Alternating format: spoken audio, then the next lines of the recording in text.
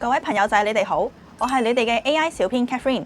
你哋係咪都試過想 P 張靚相，但係又唔識用 Photoshop， 諗住用 AI 啦？點知次次個角色都變樣，又唔識得保持風格統一。今日我要同你介紹一個最近偷偷發力嘅黑魔法，佢可以幫你將上面講嘅所有嘢都輕輕鬆鬆搞掂。唔講你唔知，上面呢啲超勁嘅圖，帶狗仔環遊世界，8款表情包，7款世界地標海報。製作熊仔 IP 產品，平均2分鐘就搞掂。唔理你識唔識 PS， 明唔明設計，只要你有對手就可以完成。我哋首先嚟睇下第一個魔法場景，帶寵物環遊世界。呢隻係我屋企隻狗仔，我一直都想帶我隻狗仔去旅行。而家只需要上傳狗仔原圖，再話俾 AI 聽，狗仔保持動作不變，背景換成長城、埃及甚至係法國羅浮宮 ，AI 就會自動識別狗仔主體，完美替換背景，同時調整光影同魔法細節。幾秒鐘就可以生成10幾張完全唔同嘅旅行相，光影細節逼真到好似佢真係去過一樣。當然啦，唔可以俾佢一直瞓覺。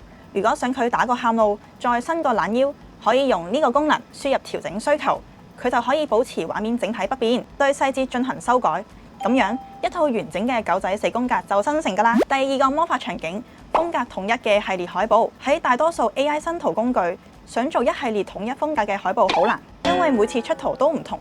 但呢個 AI 可以做到批量生成加風格統一，呢個背後其實係佢嘅 agent 能力，即係先思考再生成。你只需要同佢講，我要一組世界地標海報，畫風同質感係點嘅樣，佢就會自動幫你生成咁多張海報，風格絕對統一。如果文字效果唔理想，仲可以調用佢嘅圖文分層能力，一鍵將文字轉化成可編輯格式，自己調整就可以㗎啦。甚至你仲可以一鍵隨意更換海報尺寸，佢都會保持風格同文字統一。第三個魔法場景，專屬動態表情包。以前想做專屬表情包，有創意但係畫唔出，而家你只需要設定一個基礎角色形象，再話佢知，等呢個角色做出8種唔同嘅動作同表情，佢會先對你嘅提示詞做細節擴充，令每張圖都擁有鮮明嘅動作同埋表情，所以最終不論係崩潰定係開心咁樣笑，表情都可以連貫自然。最屈機嘅係，你可以喺呢8張圖再次加入對話框，同佢講，將佢哋變成動態表情包，1秒你就可以獲得咗實際使用嘅 GIF 表情包㗎啦。